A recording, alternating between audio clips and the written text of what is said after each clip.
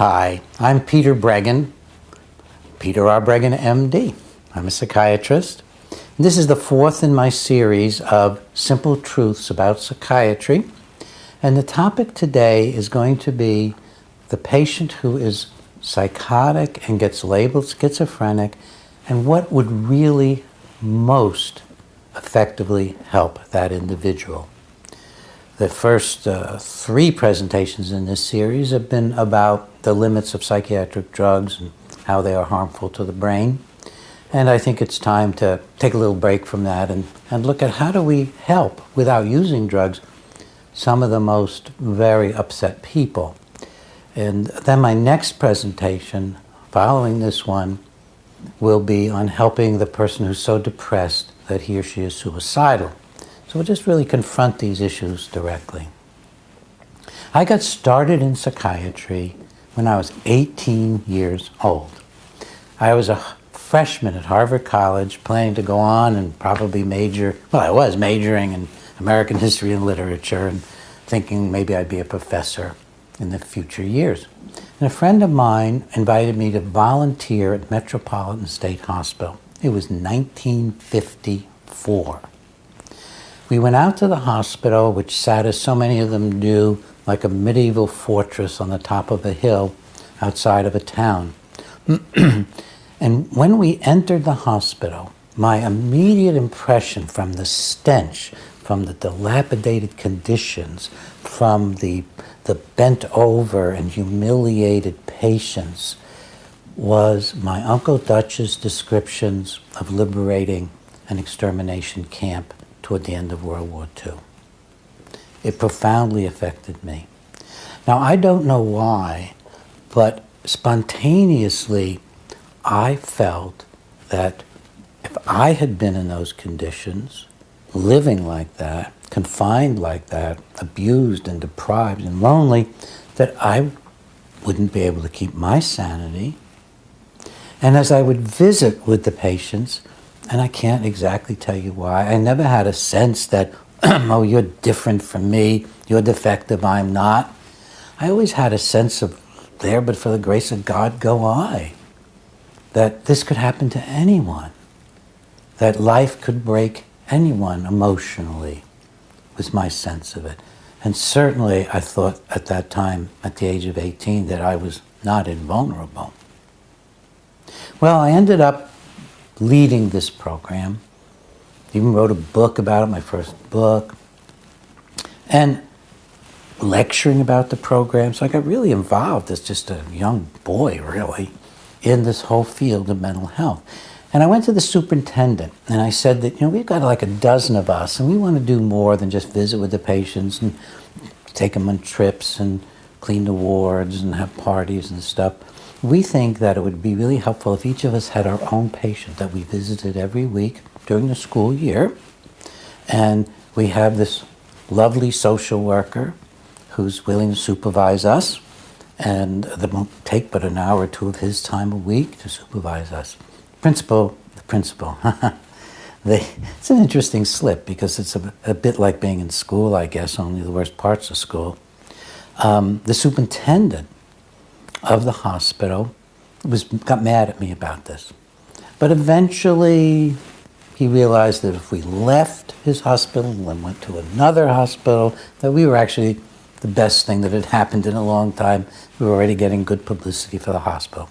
So he gave a group of us, about 12 as I recall, each our own patient that we could work with. And they gave us patients who were so bad off that they thought we couldn't hurt them, patients they expected to spend the rest of their lives in the hospital. And I describe this scene of the hospital and the outcome in the opening chapter of Toxic Psychiatry. We got all but 3 of the patients out of the hospital. And over a follow-up period, only 2 or 3 came back. So I learned right away that the psychiatric treatments were doing more harm than good. And in the case of the State Mental Hospital, horribly more harm than good.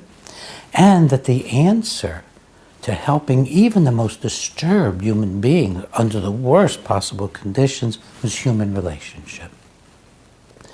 And again, I can't tell you exactly why, But from the start, it looked to me like it was about love. It was about people caring for each other. So back in the 50s, I was already writing about love as healing. Hadn't yet read Buber's I and Thou and other sophisticated books about this idea. And that's why I went into psychiatry. But psychiatry was changing because at the same time the drugs came in. Thorazine, the first of the really heavy lobotomizing drugs. And psychiatry moved so strongly in the drug direction that there was no room. By the time I graduated medical school and started in psychiatry, there was no room anymore for a psychological or a social psychiatry because we were on the way to the psychiatry of today, which is I'll diagnose you and drug you and send you home, and maybe a social worker will talk to you along the way, maybe. Excuse me. So by the time I finished and went into private practice, I knew that psychiatry had gone in one direction and I was going in a psychological and social direction for helping people. Now, let's look at the most serious kind of a problem. The person who becomes really, really crazy. Let's say it's a 16-year-old girl. And abruptly, after a period of shyness usually, and a feeling somewhat withdrawn, and being a little maybe different than other kids, this young woman begins to hallucinate. She begins to hear voices blaming her for things, voices persecuting her, voices talking mean to her. She begins to think that she's somebody who's very special and is somehow the center of a great deal of activity by other people, that people are maybe conspiring against her. Her mother and father are working with the CIA or with some other organization. If she gets disturbed enough, at some point she might think that maybe she saw for a minute that her father had a tail or that her mother had horns. And she's frightened out of her mind. Well, what's going on here? It's not as complicated as it may seem. What's going on is that the social connections, the social fabric of this person's life has begun to tear apart. When people are functioning normally, we're very creative. We can do all kinds of varieties of things and people look really different. But when people are breaking down, you get a lower common denominator and things begin to look more similar from person to person. And so the person who is psychotic has hallucinations or delusions, and their thoughts can be very strange and not make any sense. And they're also helpless. And they're usually, in the case of somebody who's going to end up with a diagnosis of schizophrenia, I don't use those diagnoses, but they're there. That person's been shy and withdrawn, and you see a process taking place. The process is one of no longer trusting people.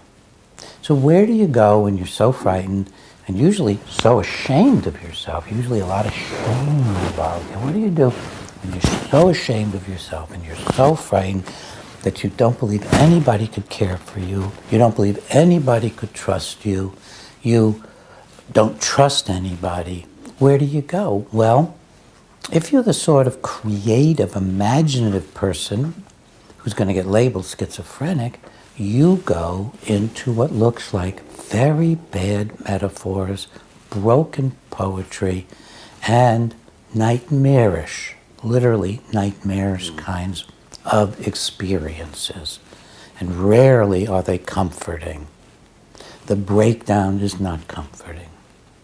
So what is the beginning of recovery for this person? It's not very complicated. It's the building of a trusting relationship with someone. And hopefully, if the parents are responsible and are willing to participate, healing the broken social threads of the family. That's the answer. That's the answer. Without even worrying about why one person becomes very disturbed and another doesn't, and how much is the mother to blame or the parents to blame, and Why does the social fabric unravel? Without even worrying about that, we do know what heals, and the family heals. And a caring therapy relationship can heal. Surprisingly, one of the most astonishingly effective moments in therapy is the first session with a young person who's not heavily drugged, hopefully not drugged at all, who's just brought in and who's very, very crazy. And you sit with that person quietly and reassure them. I start out by saying, it's safe for you to tell me anything you want because I never lock up people against their will. And I know that I heard that there was a threat that you might get locked up, and say, I don't do that. And I don't give drugs when people have a lot of emotional upset. I mean, you could tell me the most frightening thing possible. I'm not going to give you psychiatric drugs. So it's just safe. We can just talk.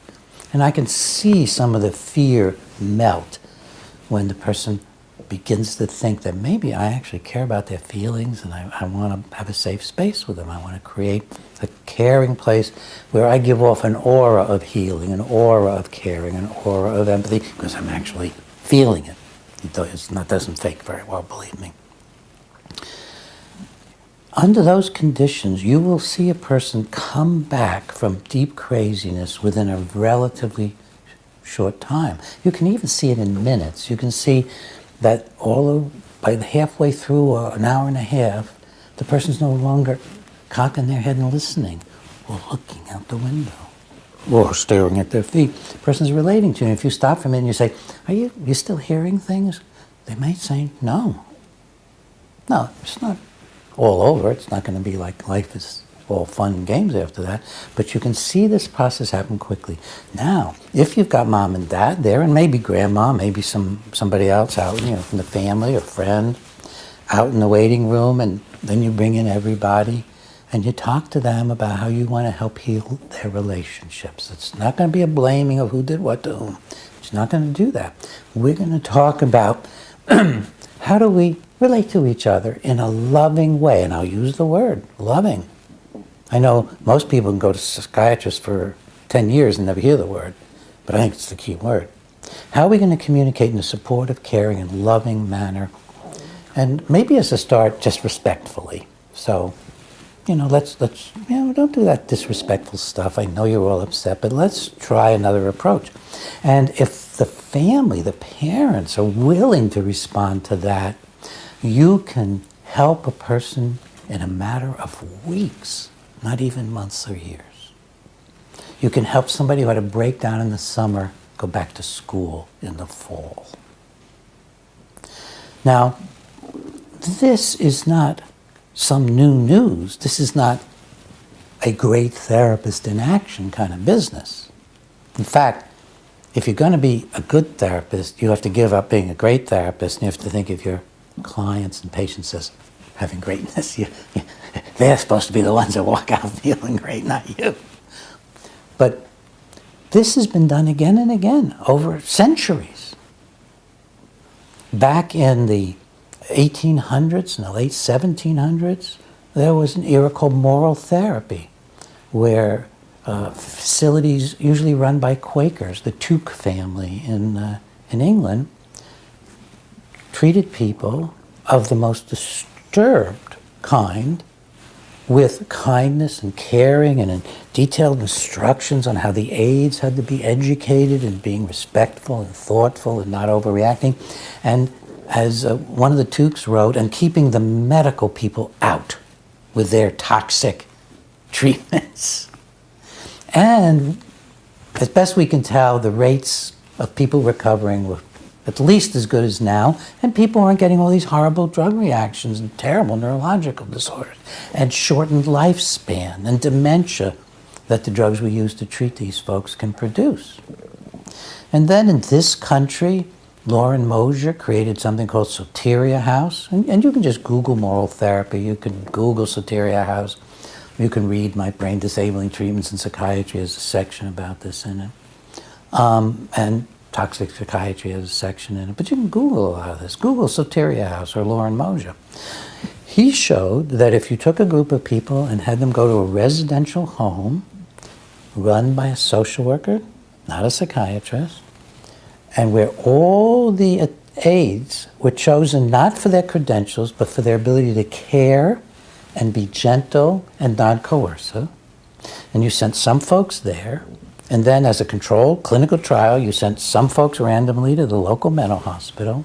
People did better without the drugs in Soteria House.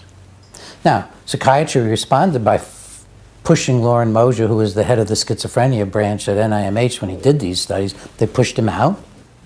And then California eventually, after many years, closed down Soteria House, but not until books and innumerable articles have been written about it. So I wanted you to know at the start, because I've been real critical of the drugs in the first few of my presentations, that there are very, very good solutions to helping disturb people. But they run counter to the drug companies, to the government programs, to the organized medicine. We need the public to be demanding these things. And there's another good program you can Google. It's called Open Dialogues. Just Google Open Dialogues. It's a Finnish program. And in that program, when people start to have a breakdown in the community, in Lapland specifically, Lapland, Finland, a team goes to the home and has an open dialogue. They talk among themselves, they talk with the family, they talk with the patient, and they have a saying that schizophrenia exists in between the members of the family.